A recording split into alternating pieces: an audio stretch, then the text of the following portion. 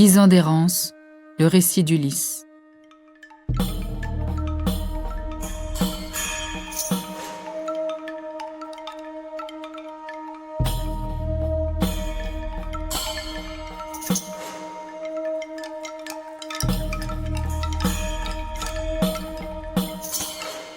Le jour où j'ai défié le Cyclope. Je vais commencer par vous dire mon nom. Je suis Ulysse, fils de Laërte, connu du monde entier pour ses ruses. Ma gloire atteint le ciel. J'habite Ithaque l'ensoleillé, dominé par le mont Nérite et entouré de nombreuses îles. Ithaque est basse et la dernière vers le couchant. Elle est rocheuse et je ne connais rien de plus doux que cette terre. Calypso m'a retenu dans son île au bout du monde comme la perfide Circé dans sa demeure d'Éa. Elle brûlait de m'avoir pour époux, mais jamais, au fond de moi, mon âme ne s'est laissée persuader, car il n'est rien de plus doux que patrie et parents. Mais puisque tu le veux, je vais te raconter tous les maux que Zeus m'a envoyés depuis mon départ de Troie.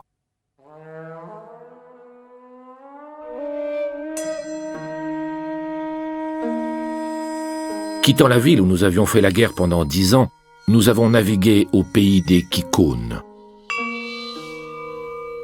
J'ai pillé leur cité et tué tous ceux qui la défendaient. Nous avons pris beaucoup de biens et de femmes, puis nous avons partagé de façon à satisfaire chacun. Alors j'ai donné l'ordre à mes compagnons de se replier d'un pied rapide, mais ces fous ne m'ont pas écouté. On a bu beaucoup de vin, on a égorgé de nombreux moutons et des vaches.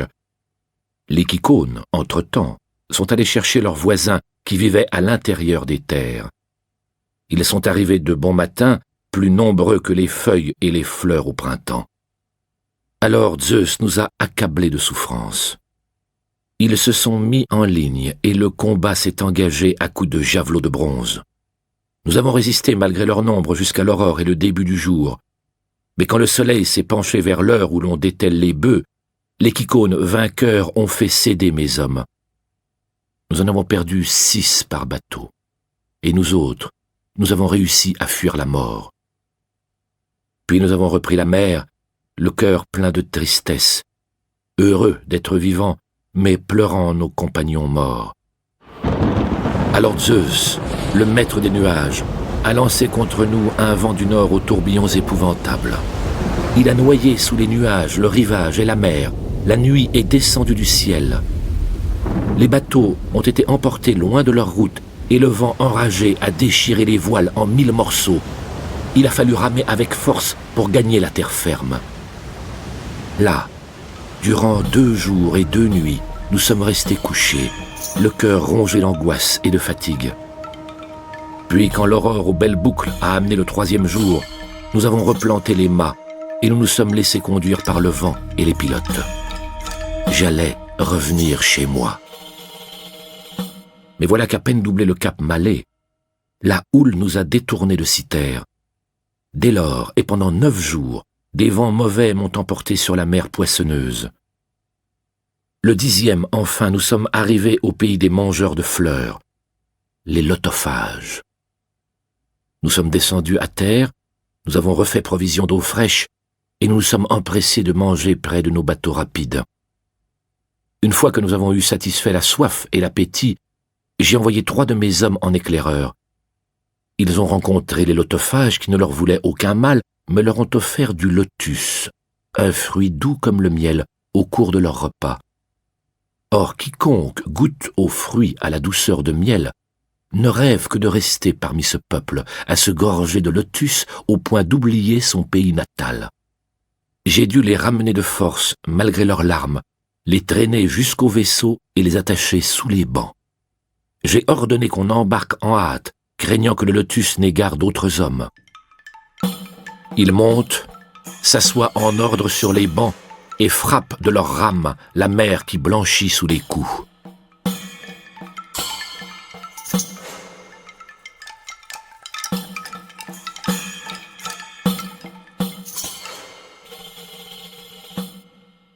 Alors nous avons repris la mer, le cœur plein de tristesse, avant d'atteindre le pays des Cyclopes. Ces géants, sans foi ni loi, qui, faisant confiance aux immortels, ne plantent pas plus qu'ils ne labourent. Ils n'ont pas d'assemblée où l'on délibère, ni de loi. Ils habitent au sommet de hautes montagnes, dans de profondes cavernes. Chacun fait la loi dans sa famille sans se soucier des autres. Toute proche du pays des Cyclopes, il y a une île couverte de forêts où vivent un grand nombre de chèvres sauvages. Son port est sûr. C'est là que nous avons abordé pendant une nuit obscure, sans doute guidés par un dieu, car un épais brouillard masquant la lune nous a empêchés de voir cette île et les puissantes vagues qui roulaient vers le rivage. Nous avons débarqué sur la plage où nous nous sommes endormis en attendant l'aube divine.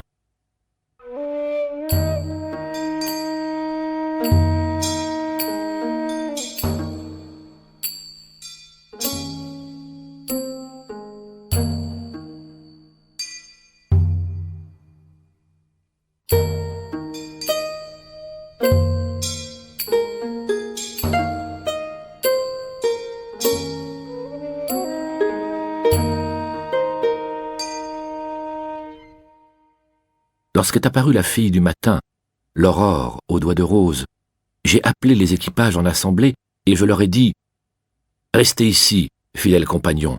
Moi, avec mon bateau et mes hommes, je vais voir qui sont ces gens, si ce sont des brutes sauvages et sans justice, ou s'ils sont de ceux qui respectent l'hospitalité et qui craignent les dieux. » Sur ces mots, je suis monté à bord et j'ai ordonné aux miens d'embarquer à leur tour et de larguer les amarres. Ils montent, s'assoient en ordre sur les bancs et frappent de leurs rames la mer qui blanchit sous les coups.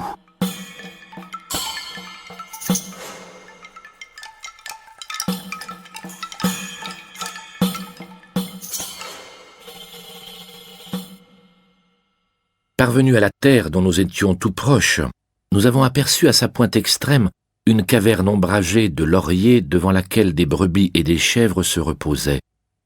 Tout autour s'élevait un haut mur fait de blocs fichés dans le sol, de grands pins et de chênes touffus. C'est là que vivait un géant hors la loi. Il gardait ses troupeaux à l'écart, isolé de tout, et ne voyait personne. Ce monstre gigantesque ne ressemblait pas à un homme. En le voyant, on avait l'impression de voir apparaître une montagne. Alors j'ai ordonné à mes compagnons de rester près du vaisseau, et je suis parti avec 12 hommes que j'ai choisis parmi les meilleurs. Je me suis muni d'une outre en peau de chèvre remplie d'un vin noir et doux que j'avais reçu d'un prêtre du pays des Kykones pour l'avoir épargné. C'était une boisson divine. Nous sommes rapidement arrivés à la caverne. Le géant n'était pas chez lui, il faisait paître son gras troupeau.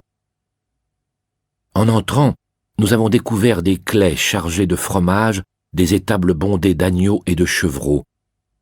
Tous les vases regorgeaient de lait. Alors mes compagnons m'ont supplié de prendre les fromages et de partir en emmenant les agneaux et les chevreaux. Je n'ai pas cédé. J'aurais mieux fait, pourtant. Je voulais le voir et savoir quel cadeau il nous ferait, cet hôte. Eh bien, il n'allait pas tarder à se montrer, mais pas pour nous être agréable. Nous avons fait du feu, et prenant quelques fromages, nous avons mangé tous assis dans la caverne en l'attendant.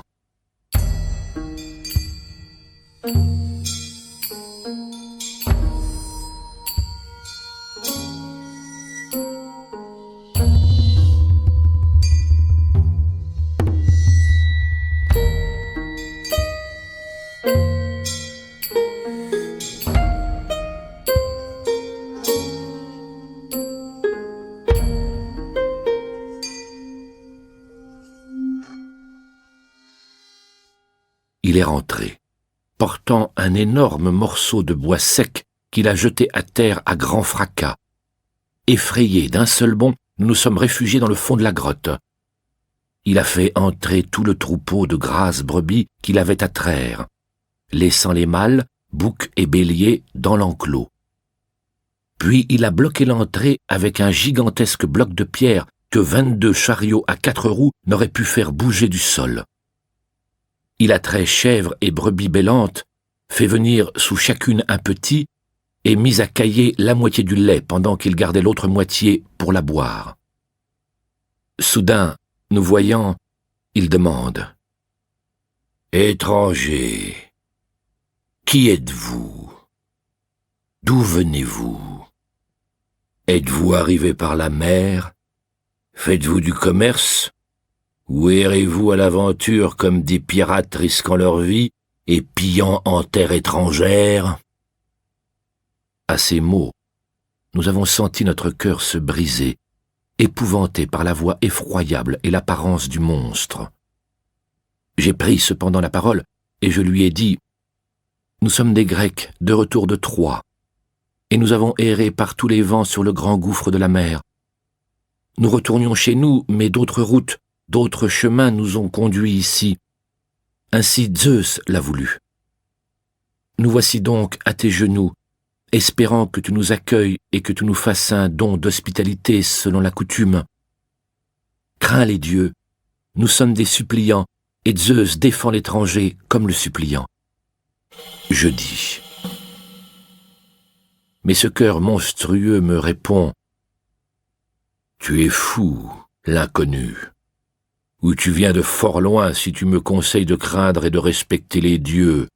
Nous autres, les cyclopes, nous n'honorons ni Zeus ni les dieux bienheureux, nous sommes plus forts qu'eux. Ce n'est certainement pas la crainte de Zeus qui me ferait vous épargner, toi et tes compagnons. Mais dis-moi, en venant, où as-tu mis ton beau navire? À la pointe de cette île ou plus près? Dis-le-moi. » Maintenant, j'en savais trop pour être dupe, et je lui ai tenu ce discours rusé. Mon bateau, Poséidon, l'ébranleur du sol, l'a brisé en le jetant sur des récifs aux confins de votre île. Nous seuls avons réussi à échapper à la mort. Je dis. Ce cœur monstrueux n'a rien répondu, mais il a bondi, jetant les bras en avant, a saisi d'un coup 2 de mes compagnons et les a fracassés contre terre comme des chiots. La cervelle gicle et mouille le sol. Il les découpe membre à membre et en fait son repas. Comme l'aurait fait un lion, il les dévore sans rien laisser, entrailles, chair et os pleins de moelle. Nous autres, en pleurant, tendons les mains vers Zeus, désarmés, impuissants, condamnés à regarder cette atrocité. Quand le cyclope a bien rempli son énorme panse, mangé la chair humaine et bu du lait par-dessus, il s'est allongé au fond de la grotte au milieu de ses bêtes. Moi, écoutant mon cœur plein de courage, je m'apprêtais à tirer l'épée qui pendait à ma cuisse pour le frapper dans le foie, mais une pensée m'a arrêté. Nous allions périr sur place, faute de pouvoir déplacer avec nos mains l'énorme bloc qui obstruait l'entrée. En gémissant, nous avons attendu l'aube divine.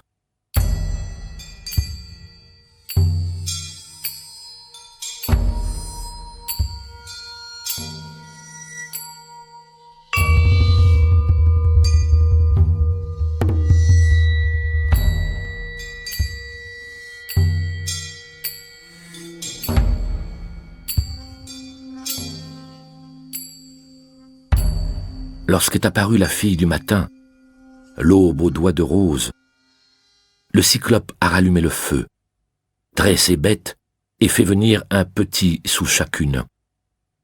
Une fois son travail achevé, il a attrapé encore 2 de mes compagnons, les a mangés, puis a fait sortir son troupeau en poussant sans peine le rocher qu'il a ensuite remis en place. En sifflant et en criant, il a emmené ses moutons dans la montagne. Pendant ce temps, j'ai cherché le moyen de me venger, et soudain, j'ai trouvé.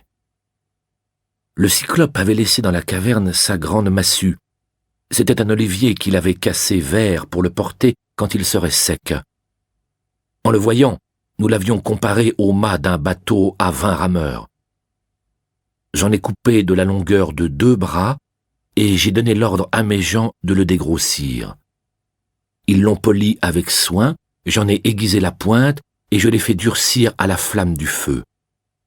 Puis je l'ai dissimulé soigneusement sous le fumier répandu sur le sol. On a alors tiré au sort 4 hommes qui prendraient le risque avec moi de soulever le pieu pour le tourner dans l'œil du monstre dès qu'il s'endormirait.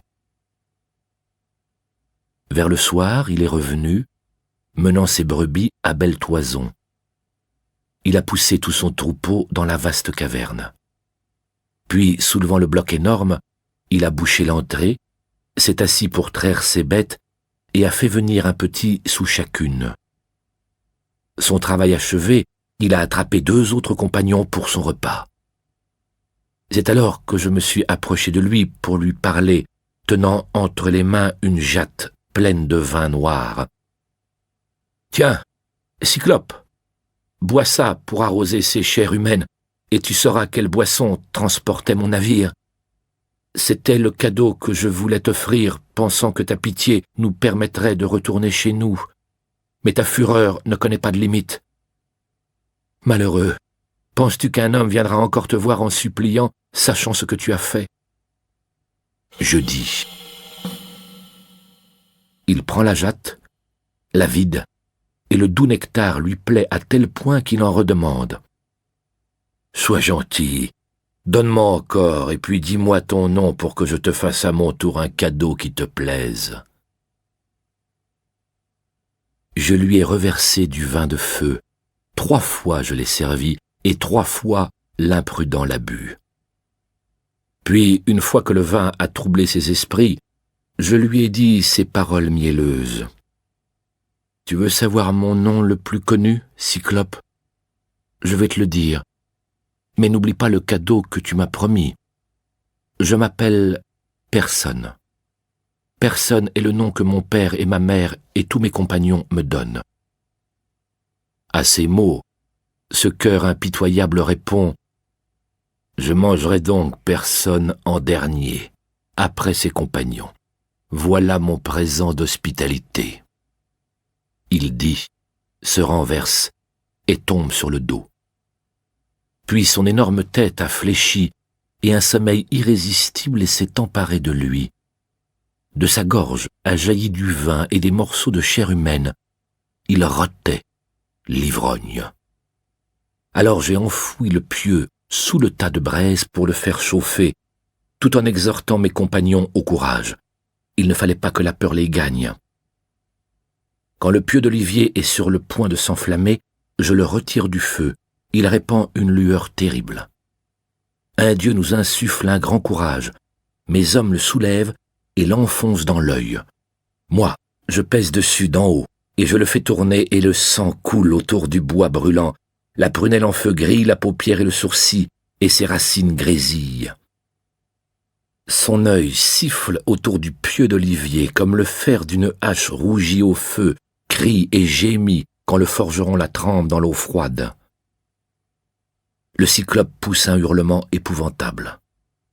La roche en renvoie l'écho, et nous bondissons en arrière. Il arrache le pieu souillé de sang, le jette loin de lui, affolé, et appelle à grands cris les autres cyclopes qui habitent aux alentours dans des cavernes en haut des montagnes. En entendant ces cris, ils ont accouru de tous côtés, et plantés devant la grotte, lui ont demandé « Pourquoi, Polyphème, pousses-tu de tels hurlements? Pourquoi nous réveilles-tu au début de la nuit? Est-ce qu'un mortel te vole ton troupeau? Est-on en train de te tuer par ruse ou par force? » Du fond de sa caverne, le grand Polyphème a répondu « Mes amis, on me tue par ruse et non par force. Et qui me tue? Personne. » En réponse, on lui a fait ces paroles ailées. « Personne? Sans violence? Et seul comme tu l'es? Ton mal doit venir de grand Zeus, et nous n'y pouvons rien. Implore donc plutôt Poséidon, ton père. » Sur ces mots, ils se sont éloignés, et j'ai ri en moi-même de les avoir abusés par ma ruse. Le cyclope, géniant et torturé par la douleur, a enlevé en tâtonnant la pierre de l'entrée et s'est assis en travers en étendant les bras pour attraper ceux d'entre nous qui auraient tenté de s'échapper en suivant les bêtes. Il me croyait assez idiot pour ça.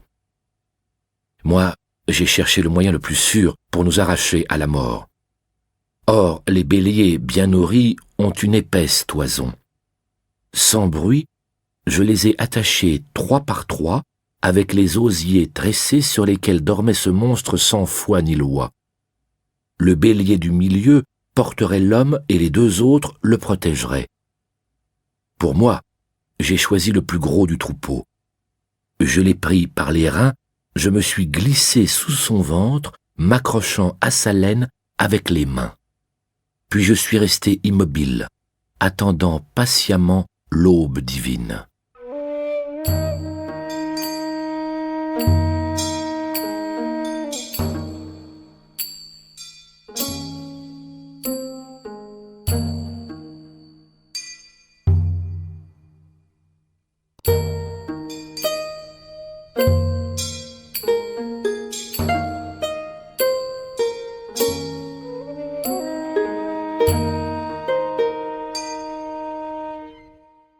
Lorsqu'est apparue la fille du matin, l'aube aux doigts de rose, les béliers aussitôt ont bondi vers le pâturage.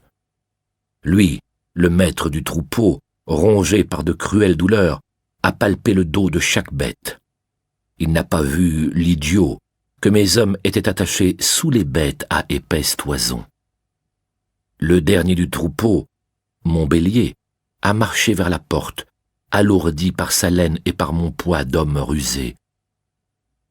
Le grand Polyphème l'a tâté en disant « Doux bélier, que se passe-t-il pour que tu sortes le dernier de la caverne? D'habitude tu es le premier à paître les tendres fleurs des prés. Pleurerais-tu l'œil de ton maître? Un scélérat me l'a crevé en m'enivrant, mais il n'est pas encore hors de danger, ce personne. Ah, si tu pouvais parler et me dire où il se cache, je ferais gicler sa cervelle sur le sol de ma caverne, et mon cœur s'allégerait un peu du mal qu'il m'a fait. » Sur ces mots, il a lâché le bélier et l'a laissé sortir. Aussitôt qu'on s'est un peu éloigné de la caverne, je me suis dégagé de l'animal, j'ai détaché mes compagnons et nous avons poussé les bêtes jusqu'au navire. Je leur ai ordonné d'embarquer le troupeau au plus vite et de reprendre la mer. Ils montent, s'assoient en ordre sur les bancs et frappent de leurs rames la mer qui blanchit sous les coups.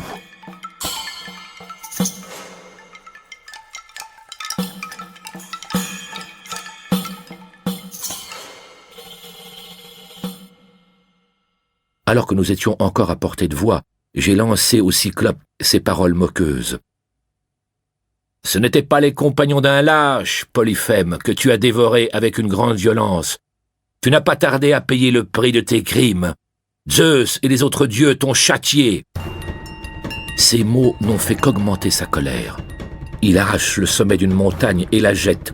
Il tombe devant notre navire. Sa chute dans la mer soulève une vague qui nous ramène presque à terre. Mais moi, de mes 2 mains, je saisis une longue perche pour résister à la poussée des flots et d'un signe de tête, j'encourage mes compagnons à se pencher sur leurs rames.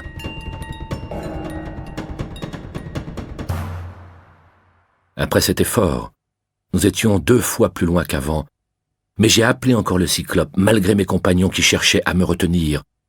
Malheureux, pourquoi irriter cette brute épaisse? Nous avons failli périr, et il peut encore nous atteindre. Ces mots ne parvenaient pas jusqu'à mon cœur audacieux, et je lui criais à nouveau, plein de rancune. « Cyclope, si on vient te demander qui t'a affligé la honte d'être privé de ton œil, dis que tu la dois à Ulysse, fils de Laërte, grand saccageur des cités, l'homme d'Ithaque. » Le Cyclope, à ces mots, m'a répondu en gémissant. « Ah, voilà que s'accomplit ce qu'on m'avait prédit, que par les mains d'Ulysse, je perdrais la vue. Mais moi, je m'attendais à voir venir ici un grand et beau guerrier, doué d'une extrême vigueur, et c'est un petit homme, un rien du tout, qui vient me crever l'œil en me noyant de vin. Ulysse, approche donc que je te donne mon cadeau. Écoute-moi, Poséidon aux cheveux bleus, maître de la terre. Si je suis vraiment ton fils, retiens loin de chez lui ce pilleur de cité, ou du moins, si son destin est de revoir les siens et de retourner dans sa demeure, sur le sol de son pays, que ce soit après bien des malheurs, sans ses compagnons et sur un vaisseau d'emprunt. Il dit, et le Dieu aux cheveux bleus exauce sa prière.